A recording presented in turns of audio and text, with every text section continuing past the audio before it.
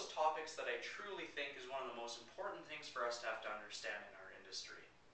If you just had the opportunity to read Bobby Capuccio's brilliant blog on the C word, confidence, then you would start to understand a little bit about what goes on in the mindset of a personal trainer and whether or not they feel confident at their craft.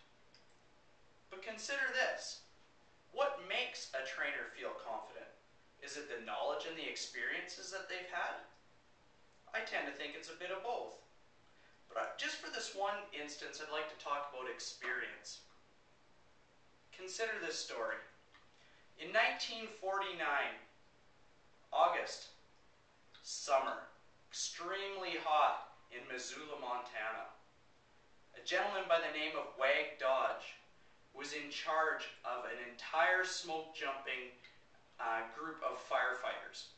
This group of firefighters had the daunting task of stopping a fire that was raging down the Rocky Mountains and into Man Gulch. If you've ever been to Man Gulch, I haven't. But if you've ever been there, they say it's the most incredible scenery because it's where the Rocky Mountains stop and the Great Plains begin. On this one particular day on a hot summer morning, this fire started raging out of control. The smoke jumpers were about 200 feet ahead of this fire when they realized that they weren't going to be able to survive, let alone fight the fire. Their natural primal instinct was to flee, to turn and run, as they knew that they would not be able to fight this fire. Wag Dodge was the senior smoke jumper. All the other firefighters around him were teenagers. They had very little experience fighting fire. As they all fled, which would be their primal instinct to do so in fear of their lives, Wag Dodge did something quite incredible. He realized that there was no way he would be able to outrun the speed of that fire. So instead, he stopped. He faced the fire. He ignored his primal instinct to flee when he realized it wasn't going to do him any good. And instead, he took out a match, lit the grass around him, took out a rag covered in water, stuck it in his mouth, hit the ground. And essentially what he did was he built a ring of fire around him that acted as a barrier to save his own life.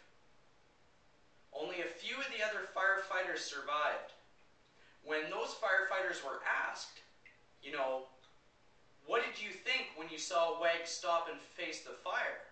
They said, quote, they were nuts. What Wag said was that it just seemed like the logical thing to do. That is quite a dichotomous situation. We have your primal instinct, which is to run away and flee. Avoidance of pain. That is our emotional brain. That is your amygdala telling you, get out of Dodge. No pun intended.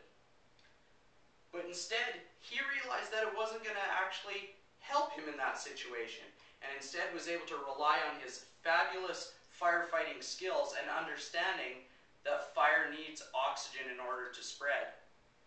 What he did is he built that fire around him, consumed as much oxygen as possible to save his life. He relied on experience, and that experience served to save his life. I took that story from a wonderful book called How We Decide by Jonah Lehrer. If you all get an opportunity to read this book, I would highly recommend it. Here's what we know about the human brain and how we make decisions. We have a blend between rational thought and emotional decision making. Unfortunately, when we are driven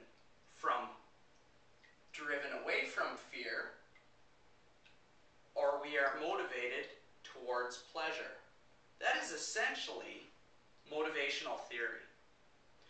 And when we apply that same principle to when we're working with our clients, we have to first ask ourselves, as all human beings will do, is this environment safe? That's the first fundamental question we ask ourselves. Is this safe?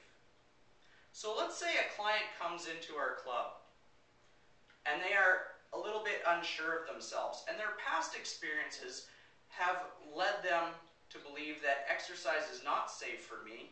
I failed at it before. I know I need to lose weight, and that's my goal. What's going to happen to that person if we don't provide that safe environment for them? That welcoming environment, the ability to build rapport with somebody, to get them to know, like, and trust us. Because if we can't do that on first initial meeting with them, we are not going to set them up for a safe environment to build a positive experience. Now that becomes crucial because the primacy effect tells us that within the first 5 to 10 seconds, we're already going to make that decision of if this is safe or not. Consider this. I was working in the club one night, and I happened to see how a personal trainer was about to show an amazing exercise, which was just to add a little bit of balance in an unstable environment to a client who you could tell was really quite nervous about the environment itself. The reason why that client was really unnerved about the situation was the trainer decided to jump up onto a Bosu ball. Well, the exercise itself wasn't challenging for that client, but how they got on top of that Bosu ball was really challenging for them. I saw this in that person's face. I could tell that they weren't even paying attention to what that trainer was doing on that ball. What I did see and what I did pay attention to was what was going on in their face and how scared they were. You could tell that she didn't feel confident in being able to jump up onto that Bosu ball. So instead I decided, you know what, I'm going to give this new trainer a little bit of help. I walked over to him. I said, Joe, do you mind if I show you quite quickly just another way to get onto that ball? The client said, yeah, I kind of like that. So we tipped it on its side, got it close to a Bosu ball rack, grabbed onto the rack, it gave them a little bit of stability, they stepped onto the ball, felt safe, they were able to continue with the exercise. So building confidence is actually crucial in what we do with our clientele. Setting them up in a safe environment for them to feel confident so that they can have a positive experience. And after all, building those positive experiences is how we get them to experience their best. I hope that story helped you guys in understanding a little bit about behavior and motivation, behavior and communication, and how to communicate that concept of safety first.